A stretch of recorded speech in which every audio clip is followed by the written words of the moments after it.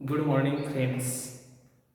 So, in the topic reproduction in lower and higher plants, we are going to study about pollination. In the last lecture, we have studied about the pollination. What is meant by pollination? Which are the types of pollination and agencies of pollination? Now, the running point is agencies of pollination. There are two types of agents that can cause the pollination. The abiotic agents आणि दुसरा आहे Biotique agents. Abiotic agents म्हणजे काय? these are non living factors. For example, wind, वारा, and water, पाणी. These are abiotic factors that helps in the pollination. Now, first point here is pollination by wind. Last time we have discussed about this anemophily. When pollination takes place with the help of wind, it is known as anemophily. It has certain adaptation. The flowers that shows anemophily, they show certain adaptations. Now, second point, pollination by water. Pollination by water. The term is used hydrophily. आता hydrophily म्हणजे काय? पहा, the pollination that is brought about with the help of water is called as hydrophily. जे pollination पाण्याच्या मदतीने होतं त्याला हायड्रोफिली असं म्हणतात. फॉर एक्झाम्पल, सर्टन एक्वॅटिक मोनोकॉट्स, जलचर एकदल वनस्पती काही आहेत त्यांच्यामध्ये पाण्याच्या सहाय्याने पॉलिनेशन होतं. For example, Vallisneria, Zostera, Ceratophyllum. These are the examples. These plants are called as hydrophilous plants. Now it has certain adaptations in hydrophilous flowers. आता हे पाण्याच्या सहाय्याने पॉलिनेशन होण्यासाठी त्याच्यामध्ये कोणती adaptations असतात आपल्याला बघायचं आहे. So first adaptation is that flowers are small and inconspicuous. ही फुलं सुद्धा लहान असतात आणि नगण्य असतात, कुणाच्याही नजरेस न पडणारी किंवा अट्रॅक्टिव्ह नसतात. Second, perianth and other floral parts are unwettable. Monocot ज्या वनस्पती आहेत त्याच्यात calyx and corolla is not differentiated. That is known as perianth. फुलं लहान असतात. And their parts, floral parts are unwettable. त्याचे फ्लोरल पार्ट्स हे न भिजणारे असतात. हा दुसरा मुद्दा. Third, pollen grains are long unwettable due to presence of mucilage. त्यातले पोलन वेन्स हे लांब असतात, न भिजणारे, कारण त्याच्याभोवती म्युसिलेजचं एक आवरण असतं. हे त्याचं ॲडॅप्टेशन आहे. Nectar and fragrance are lacking in such a type of flowers. या फ्लावर्समध्ये नेक्टर ग्रंथी नसतात किंवा त्याला सुगंध नसतो. So these are the adaptations in hydrophilous flowers. लक्षात आलं? पाण्याच्या सहाय्याने पॉलिनेशन होण्यासाठी त्याच्या फुलामध्ये कोणते बदल किंवा चेंजेस झालेले असतात त्याला ॲडॅप्टेशन्स म्हणतात. Now see types of hydrophily. ही हायड्रोफिली दोन प्रकारची असते. The first type hypohydrophily and second epihydrophily. आता पहिला प्रकार बघूया आपण. हायपोहायड्रोफिली म्हणजे काय? When pollination takes place below the water surface. जेव्हा हे पॉलिनेशन पाण्याच्या खाली घडतं. When pollination occur under the water surface it is called as hypohydrophily. For example, झोस्टेरा.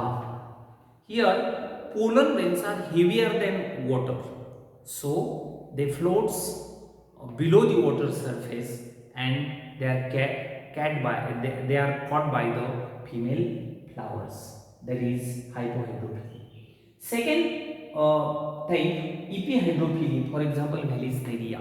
आता दुसरा प्रकार बघूया. epihaydrophily म्हणजे काय? When pollination takes place over the water surface or on the water surface, that is known as epihaydrophily. जेव्हा pollination पाण्याच्या पृष्ठभागावरती घडतं. Pollination takes place over the surface of water, that is epihaydrophily. It occurs in the Vallisneria. Now see here the figure. व्हेलिस्नेरिया. व्हेलिस्नेरिया म्हणजे काय? It is totally submerged aquatic monocot. It is dioecious plant as male and female flowers are separate. हे संपूर्णतः पाण्याखाली असणारं एक aquatic plant आहे की ज्याची कंडिशन डायोसियस असते. Male plant produces male flowers. इथं ही मेल प्लांट आहे, त्याच्यामध्ये मेल फ्लावर्स असतात and female plant produces female flower. This is epi hydrophily. So here during pollination the female flowers come over the surface of water to achieve the pollination, and here this male plant produces male flowers. Male flowers float over the surface of water and they produces pollen grain which are caught by female flower. He male flowers इथून तयार झालेली पाण्यावर तरंगत येतात आणि त्याच्यातले pollen grains याच्या स्टिग्मावरती पडतात आणि हे पॉलिनेशन घडतं. अजून याच्यामध्ये महत्त्वाचं मेकॅनिझम असं आहे, specific gravity of pollen grain is equal to that of water, so they floats over the surface of water. Pollen ग्रेनची स्पेसिफिक ग्रॅव्हिटी ही पाण्या एवढी असल्यामुळं पोलन ग्रेन बुडत नाहीत. पोलन ग्रेन पृष्ठभागापासून वाहत येतात आणि पॉलिनेशन घडतं. So this is epi hydrophily. आलं लक्षात? हायपो हायड्रोफिलीमध्ये हायपो म्हणजे below, pollination below the surface of water. Epi hydrophily, epi म्हणजे अभाव, पॉलिनेशन अभाव दी सरफेस ऑफ वॉटर. हा फरक आहे. एक हायपो हायड्रोफिलीचं उदाहरण लक्षात ठेवा, झोस्टेरा, आणि इपी हायड्रोफिलीचं उदाहरण आहे Vallisneria. Now some aquatic plants are anemophilous. बघा, generally aquatic plants are hydrophilous, but there are some exceptions. Some aquatic plants are anemophilous.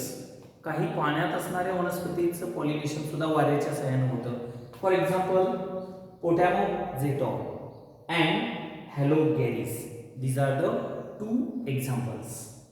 Some aquatic plants are entomophilous. काही aquatic plants entomophilous असतात. पाण्यात असणाऱ्या वनस्पती पण त्यांचं पॉलिनेशन कीटकाच्या सहाय्याने होतं. फॉर एक्झाम्पल लोटस, कमळ आपल्याला माहिती आहे. आता कमळ पाण्यात असतं पण हायड्रोफिली त्याच्यामध्ये नाही, तर कमळ हे भोंग्याच्या सहाय्याने त्याचं पॉलिनेशन होतं. So it is entomophily. Water hyacinth and water lily. So these are the exceptions. पहिला मुद्दा लक्षात आला का पहा? Hydrophily. Hydrophily, pollination by water. Okay, now second type of agents, biotic agents.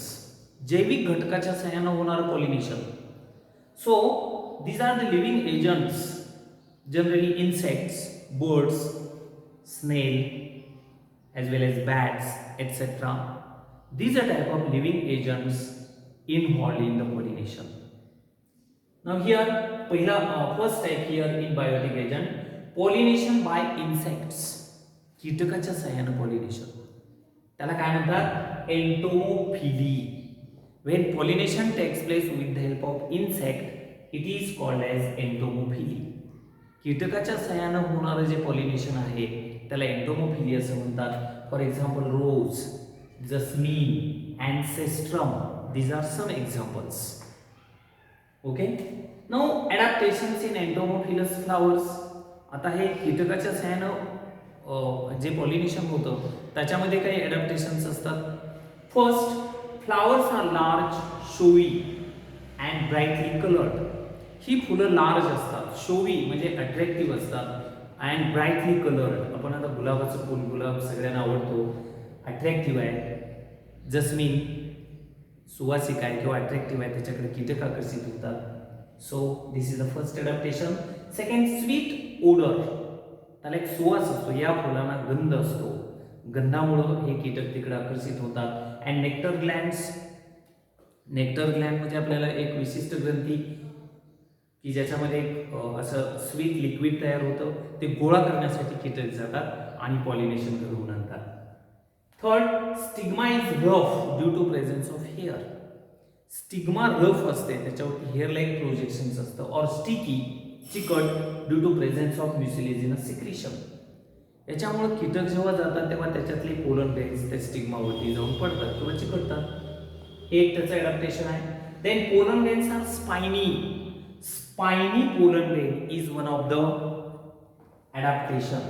म्हणजे या ठिकाणी पहा, हा जर असा पोलन ग्रेन असेल, it shows spine like projections like this. Pollen grains are spiny and they are surrounded by yellow sticky substance called as pollen kit. Spiny pollen grain असल्यामुळे ते कीटकाच्या पायांना चिकटतात आणि पॉलिनेशन होण्याला मदत होते. Some plants have special adaptations to carry out insect pollination. For example, lever mechanism or turnpike mechanism in salvia. सॅल्विया नावाच्या वनस्पतीमध्ये एक विशिष्ट पद्धतीने इन्सेक्ट पॉलिनेशन होतं. त्याला लिव्हर मेकॅनिझम किंवा टर्न पाईप मेकॅनिझम असं नाव दिलेलं आहे. So this is about the pollination by insect. अजून कुठल्या कुठल्या एजंटच्या सहाय्यानं पॉलिनेशन होतं? पॉलिनेशन बाय बर्ड्स, काही पक्ष्यांच्या सहाय्यानं सुद्धा पॉलिनेशन होतं. पॉलिनेशन बाय बॅट, वटवाघूळ सुद्धा पॉलिनेशन करू शकते. So these are the biotic agents of the pollination. Next time we'll see about the pollination by birds and pollination by bats. Okay.